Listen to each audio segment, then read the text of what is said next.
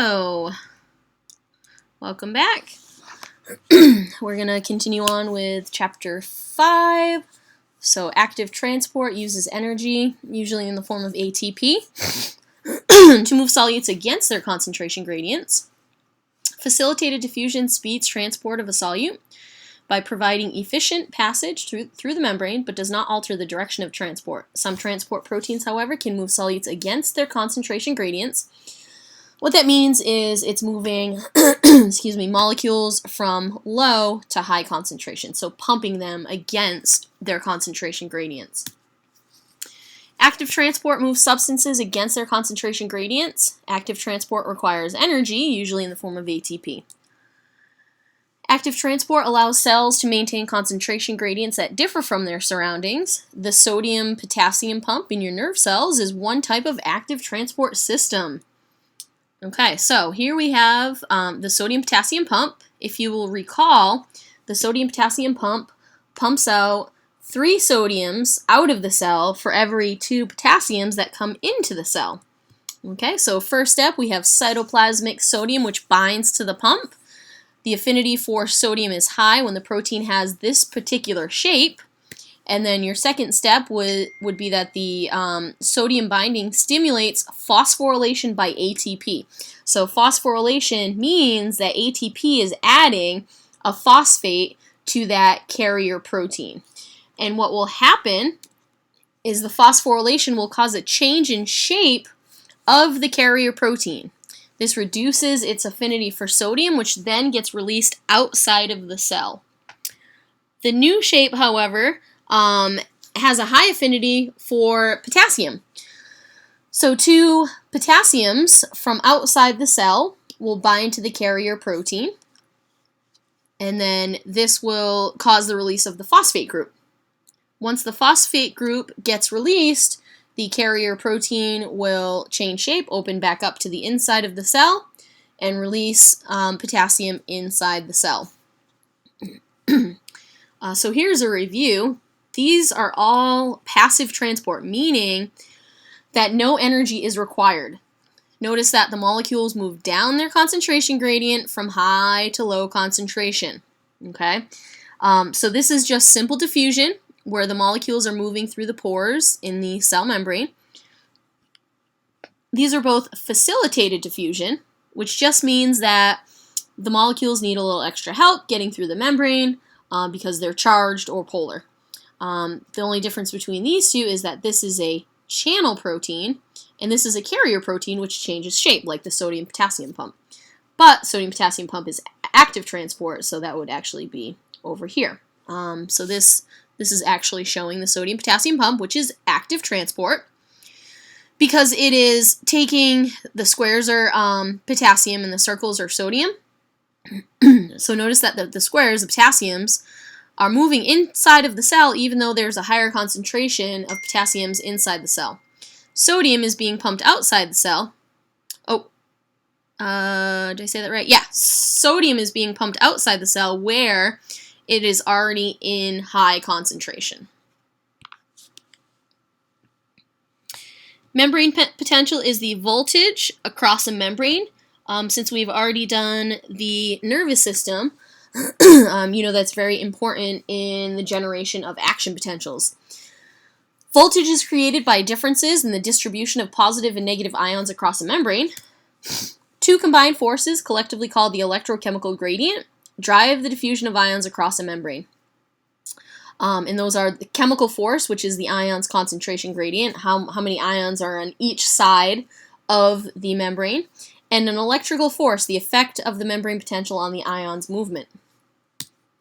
An electrogenic pump is a transport protein that generates voltage across a membrane.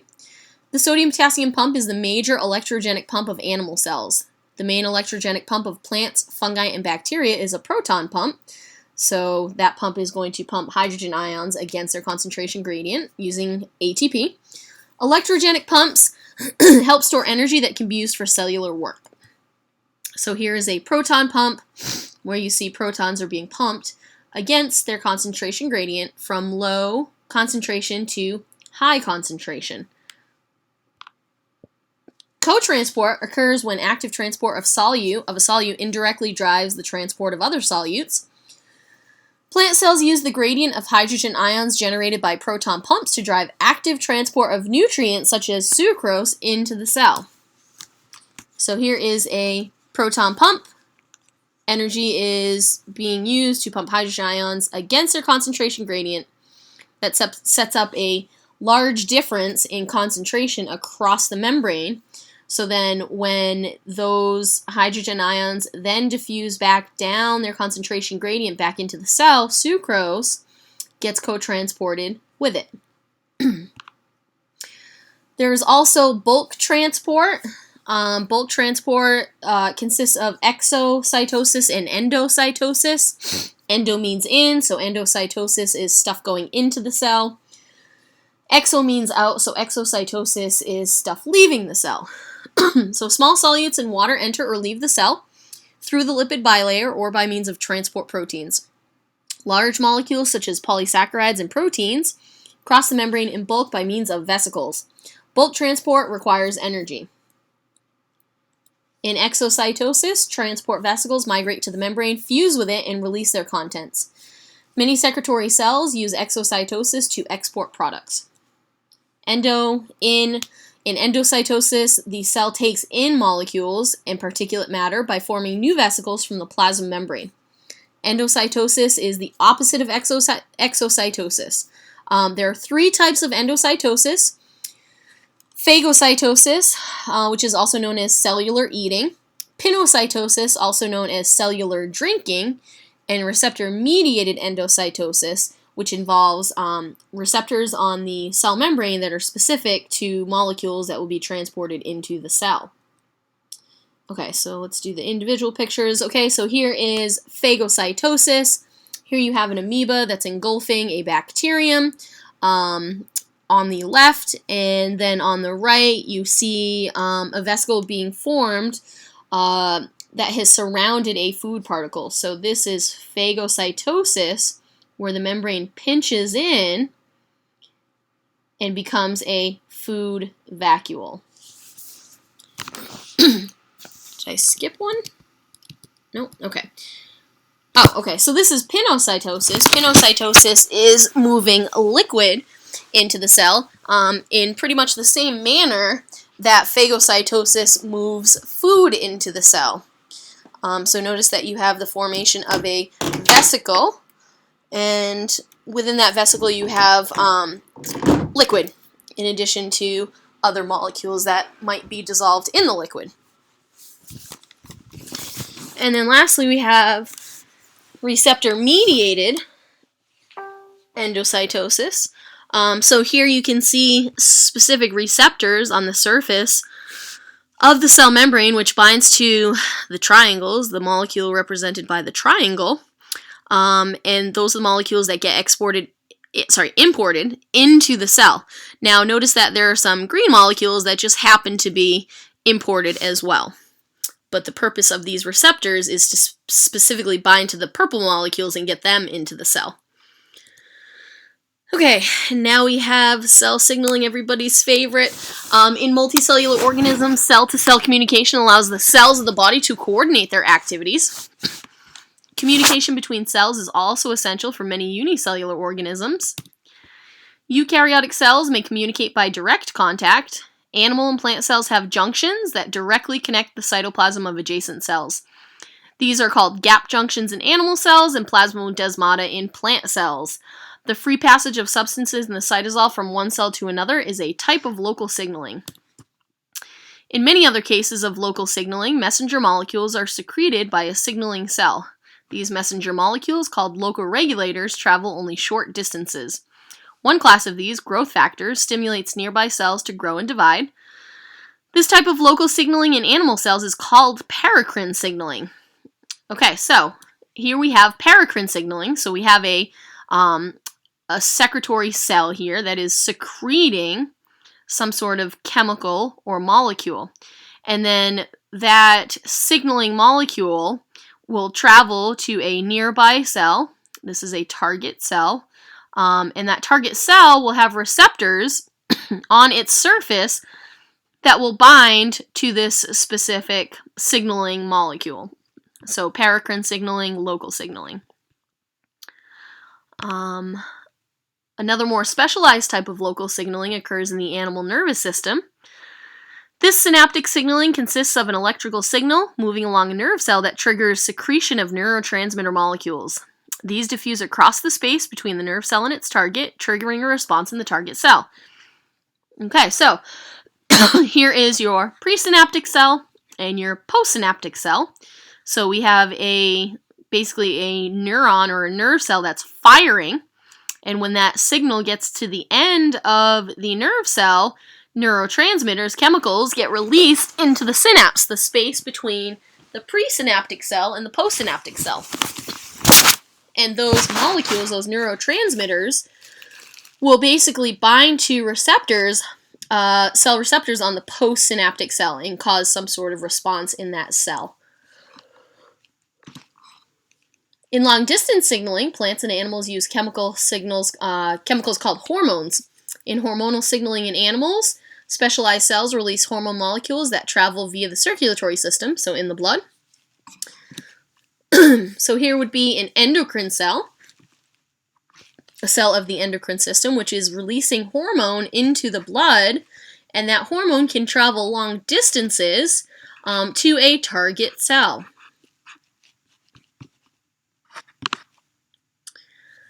Earl W. Sutherland discovered how the hormone epinephrine acts on cells. He suggested that cells receiving signals undergo 3 processes: reception, transduction, and response. Okay, so reception.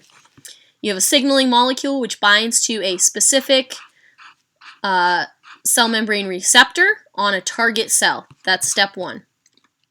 Step 2, you have transduction, where basically you have relay molecules that amplify and relay the response or the message. And then lastly, you have some sort of response to that signaling. In this case, it's saying that it's activation, so it could be like activation of transcription factors in the nucleus that would speed up transcription and translation of a particular gene. The binding between a signal molecule and a receptor is highly specific. Ligand binding generally causes a shape change in the receptor. Many receptors are directly activated by the shape change. Most signal receptors are plasma membrane proteins. Most water-soluble signal molecules bind to specific sites on receptor proteins that span the plasma membrane. There are 2 main types of membrane receptors: G-protein coupled receptors and ligand-gated ion channels. So remember the ligand-gated ion channels, you have those in your nervous system. That's how sodium and potassium can move into and out of the cell, which can lead to the generation of an action potential. Okay, G-protein coupled receptors are plasma membrane receptors that work with the help of a G-protein. G-proteins bind to the energy-rich molecule GTP. The G-protein acts as an on-off switch. If GTP is bound to the G-protein is inactive. Many G-proteins are very similar in structure. GPCR pathways are extremely diverse in function.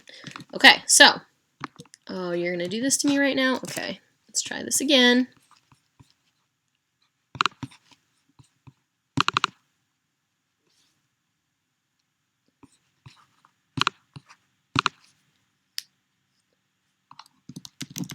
Hopefully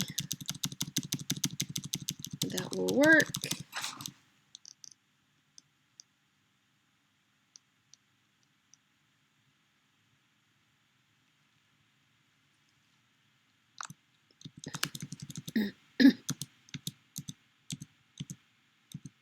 Oh, and it still didn't work. Okay, well, anyway, here we have an activated cell receptor protein. We have an activated G protein, which is activated because it has GTP that is bound to it. And then basically you will have a pathway which will cause the activation of an enzyme, and then eventually a cellular response. A ligand-gated ion channel receptor acts as a gate for ions when the receptor changes shape. When a signal molecule binds as a ligand to the receptor, the gate allows specific ions, such as sodium or calcium, through a channel in the receptor. Ligand-gated ion channels are very important in the nervous system, as you've already seen. The diffusion of ions through open channels may trigger an electrical signal. Okay, so here is a gated ion channel that's closed. And then your signaling molecule will bind to that receptor, and it will cause the gate to open, and it will allow molecules to get into the cell and therefore result in a cellular response. If this were the nervous system, this would be a sodium-gated ion channel that when it opens, sodium will rush into the cell, and if we reach a threshold, then you would have generation of an action potential. Not sure what's going on here, why my diagrams aren't showing up, but please refer to figure 5.22-3 if you're concerned. Intracellular receptor proteins are found in the cytosol or nucleus of target cells. Small or hydrophobic chemical messengers can readily cross the membrane and activate receptors. Examples of hydrophobic messengers are the steroid and thyroid hormones of animals and nitric oxide in both plants and animals. So remember, there's two types of receptors. There's receptors that are found on the cell membrane. So those are going to bind to signaling molecules that are polar, because polar molecules can't get through the hydrophobic core of the cell membrane. So their receptors are found on the surface of the cell membrane. Hydrophobic messengers, they can diffuse through the hydrophobic core of the cell membrane and go directly into the target cell. So they are going to have receptors in the cytoplasm or in the nucleus. Testosterone behaves similarly to other steroid hormones. Only cells that contain receptors for testosterone can respond to it. The hormone binds the receptor protein and activates it. The active form of the receptor enters the nucleus, acts as a transcription factor, and activates genes needed for male sex characteristics. So here's what that looks like. You have hormone, which is, in this case, testosterone, which is small and hydrophobic, so it can diffuse directly into the cell. It has a receptor inside the cell. When it binds to it, it becomes a hormone receptor complex, which then moves into the nucleus and acts as a transcription factor, which will speed up the transcription and translation of genes that are related to male sex characteristics. Not really sure what's happening here. That's just another picture. So this is just showing that this acts as a transcription factor, which allows the transcription of DNA into mRNA. And mRNA leaves the nucleus, goes to the cytoplasm where the ribosomes are found, and a new protein gets made. Signal transduction usually involves multiple steps. Multi-step pathways can amplify a signal. A few molecules can produce a large cellular response. Multi-step pathways provide more opportunities for coordination and regulation of the cellular response than simpler systems do. The molecules that relay a signal from receptor to response are mostly proteins. Like falling dominoes, the receptor activates another protein, which activates another, and so on until the protein producing the response is activated. So that's usually a phosphorylation cascade, which involves protein kinases. At each step, the signal is transduced into a different form, usually a shape change in a protein. Phosphorylation and dephosphorylation are a widespread cellular mechanism for regulating protein activity. Protein kinases transfer phosphates from ATP to protein, a process called phosphorylation.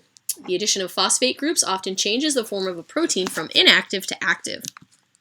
Okay, so here is a phosphorylation cascade. You have your signaling molecule, which is bound to, you have your receptor, your cell receptor, which is bound to a signaling molecule. So this causes a molecule to be activated. So you have an inactive protein kinase, which becomes activated. And that active protein kinase activates the next and the next and the next until we reach a cellular response. So remember that protein kinases, they phosphorylate. So this protein kinase phosphorylates the next one, and then this one phosphorylates the next one. And as you may recall, phosphorylation leads to a change in shape. In this case, the proteins become activated.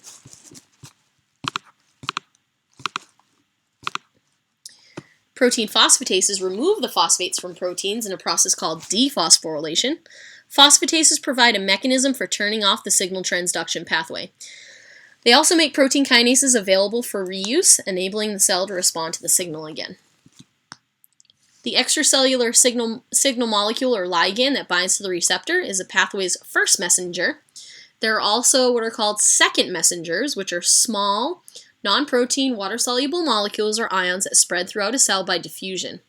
Cyclic AMP and calcium ions are common second messengers. Cyclic AMP is one of the most widely used second messengers. Adenylyl cyclase, an enzyme in the plasma membrane, rapidly converts ATP to cyclic AMP in response to a number of extracellular signals. The immediate effect of cyclic AMP is usually the activation of protein kinase A, which then phosphorylates a variety of other proteins. And again, that's the phosphorylation cascade. Okay, so here we have a signaling pathway. The first messenger is the signaling molecule. In this case, they're saying it's epinephrine. So this signaling molecule binds to the cell receptor. And then again, here you have a G protein, which is active because it's bound to GTP. This will activate the enzyme adenylyl cyclase, which will convert ATP to cyclic AMP, which acts as a second messenger to basically start this pathway, start the phosphorylation cascade by activating protein kinase A. Ultimately, a signal transduction pathway leads to the regulation of one or more cellular activities.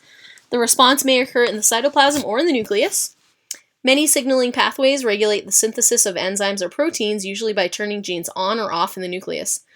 The final activated molecule in the signaling pathway may function as a transcription factor.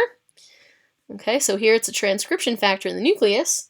And remember, transcription factors can either increase the rate of transcription or they can also be inhibitory. Same picture.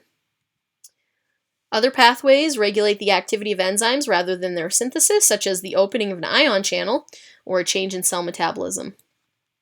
Biologists have discovered some universal mechanisms of cellular regulation, evidence of the evolutionary relatedness of all life. Scientists think that signaling mechanisms first evolved in ancient prokaryotes and single-celled eukaryotes.